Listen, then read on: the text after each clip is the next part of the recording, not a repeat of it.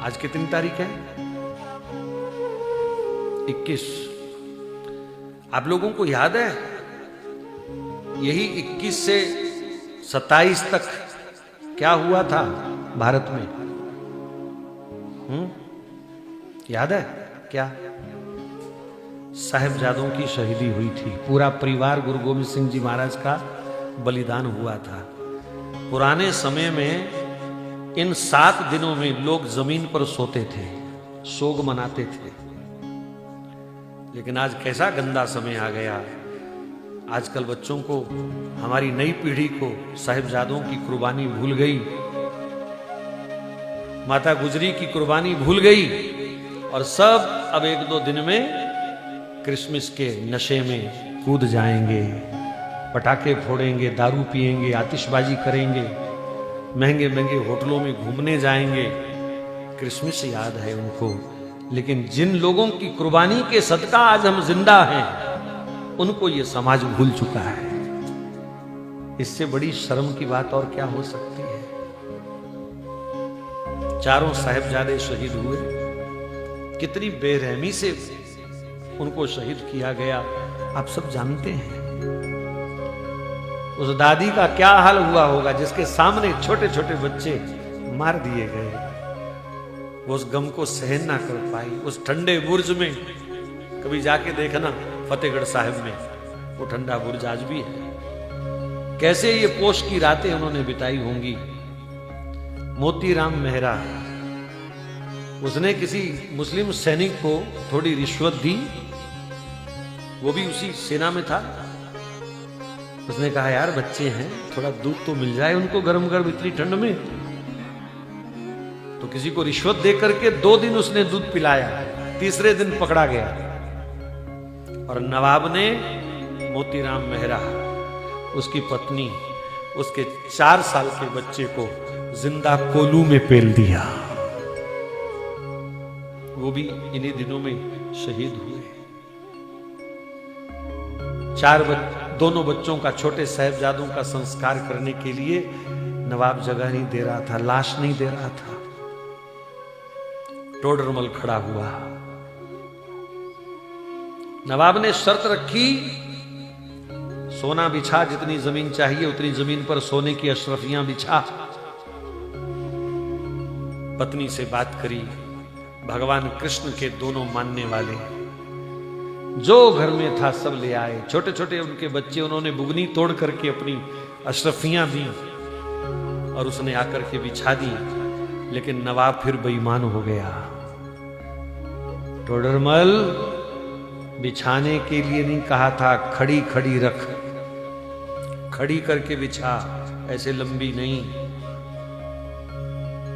जो था जमीन जायदाद तुरंत उसने बेच बाच करके वो जमीन पूरी करी।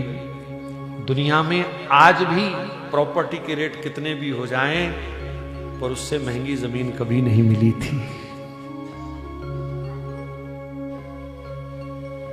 कैसे अपने कंधे पर उसने छोटे छोटे बच्चों को उठाया, माताजी को उठाया, रातों रात संस्कार किया और बाद में उसको भी पूरे परिवार सहित उन गंदे दुष्ट मुगलों ने समाप्त कर दिया।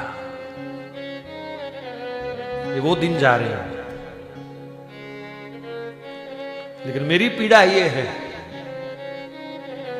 कि आज का समाज जिनके कारण जिंदा है, हम उनको तो भूल गए, और जिन्होंने हमें तिल तिल करके काटा मारा उनको हम याद रखते हैं, उनके हम जश्न मनाते हैं। इससे बड़ी गिरावट समाज की और क्या हो सकती है। तुलसी का पौधा जो शास्त्रों में तो पूजनीय है ही, औषधि के रूप में भी जिसकी कोई तुलना नहीं है किसी के साथ, हर प्रकार के रोगों पर जिसका प्रभाव है। तुलसी मुख में हो, गले में हो तो यमदूत स्पर्श नहीं कर सकता। ऐसी तुलसी जी को छोड़ करके बाजार से नकली प्लास्टिक का पेड़ लाएंगे क्रिसमस मनाने के लिए। कल मैं निकला तो उन्होंने सजा सजा के रखे हुए थे क्रिसमस के पेड़। ऑक्सीजन देता है क्या वो? चाय में 2 पत्ते तोड़ के डाल के पिया करो, कैंसर ना हो जाए तो बताना। वो प्लास्टिक का पेड़ लोग घर में सजाएंगे हैं? भाई जिनका त्योहार है उन्हें मनाने दो, हमें कोई आपत्ति नहीं है। पर तुम क्यों कंगाल हुए फिरते हो? तुम क्यों बर्बाद हो रहे हो नकल करने में? जब तुम्हारे पास तुलसी जैसा पवित्र पौधा है जिसका एक एक पत्ता इतना गुणकारी है, जो भगवान को अति प्रिय है, लेकिन उस तुलसी को छोड़ करके अगर तुम प्लास्टिक के पेड़ घर में सजाओगे तो तुम्हारे जैसा महामूर्ख दुनिया में कोई दूसरा नहीं है। देसी घी की जोत जलाओ, गाय माता के एक चम्मच घी से जोत जलती है, 1 टन ऑक्सीजन पैदा होती है। पर ये आज का हिंदू समाज इतना मूर्ख हो गया, ये मोमबत्ती जलाएगा, प्रदूषण पैदा करेगा।